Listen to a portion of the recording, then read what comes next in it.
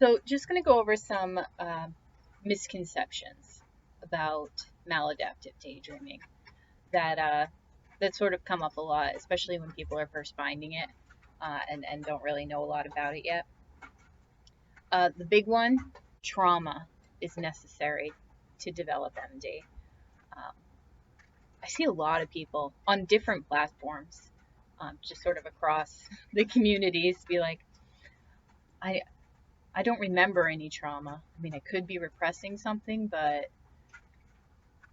I mean, is that necessary? No, it's not. About a quarter of maladaptive daydreamers have a history of childhood trauma or neglect, and that's a big number.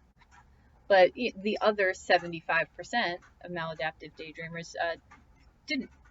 They came to it through some other means, had fairly normal or uneventful childhoods, even completely happy childhoods with nothing wrong, you know.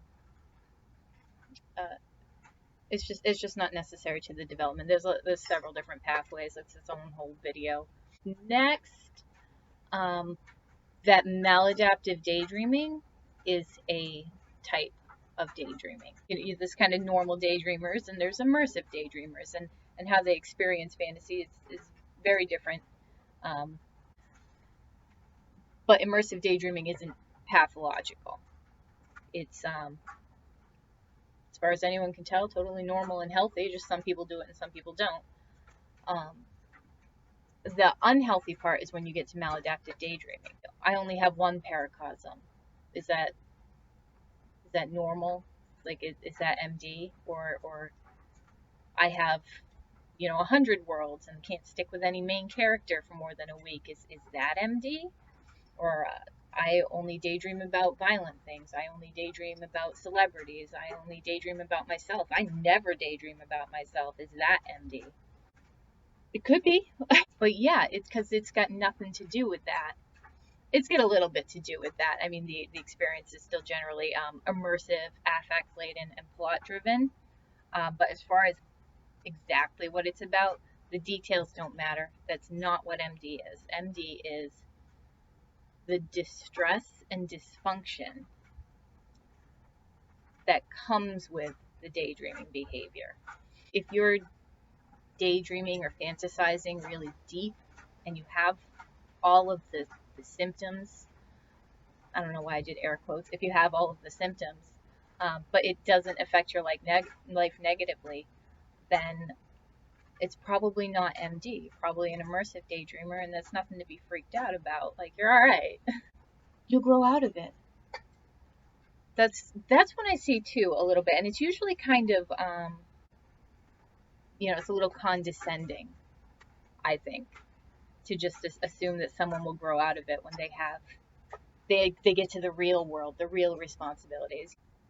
Some people might find that when their life picks up, if they start to find their long-term relationships or career goals fulfilling, that things will calm down, that they'll come out of that maladaptiveness, sort of naturally or on their own, or maybe with a little bit of therapy, who knows. But it's just as strong as ever. I've been waiting to grow out of it for 25 years. And there are maladaptive daydreamers a lot older than me. There's no like real life meetups or clinics we can go to. It's just a lot of communities online. So you don't see the 54-year-olds or the 86-year-olds around a lot, but they're there. Met a couple of them. If it's something that is an issue for you and bothering you, don't just wait to grow out of it. Nip it in the bud. And then there's just some little ones, and I don't want to spend too much time on them because I don't know all the ins and outs of the science or anything, but that being a maladaptive daydreamer, maladaptive daydreaming is psychosis. It's not. There's nothing in the research to indicate that. Maladaptive daydreamers know that it's fantasy. They are very aware of the difference between reality and fantasy. That's actually part of the distress, I guess, in a lot of cases. Or that it will develop into DID, and it won't. You kind of just have DID, or you don't, as far as I'm aware. The catalyst for that is pretty young. So if you suspect you have DID, you definitely talk to a professional. But your maladaptive daydreaming isn't going to magically turn into it.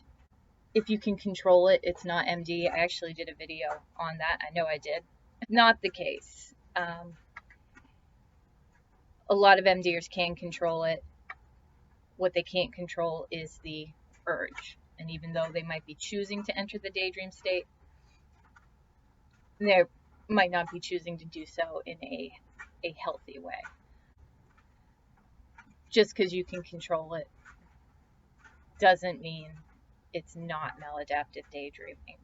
Maladaptive daydreaming is just fantasy-prone personality, or schzoid fantasy with a different new fancy name. There's a lot of overlap there, but they are distinct concepts.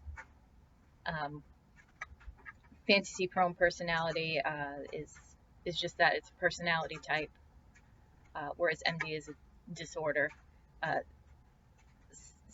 Similar, but sort of apples and oranges. Just because you might have a fantasy-prone personality type doesn't mean you're going to be a maladaptive daydreamer. It doesn't imply a disorder. I know less about schizoid fantasy. It's not that it's unrelated. It's just that it's sort of a different concept, a different construct. So they're not interchangeable terms, is really just all I'm getting at. Closely related terms, but not interchangeable. And I don't know, I feel like there's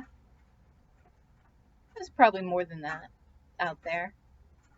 If you can think of more, just add them to the comments or something, and maybe I can get to them on a second round if there's enough.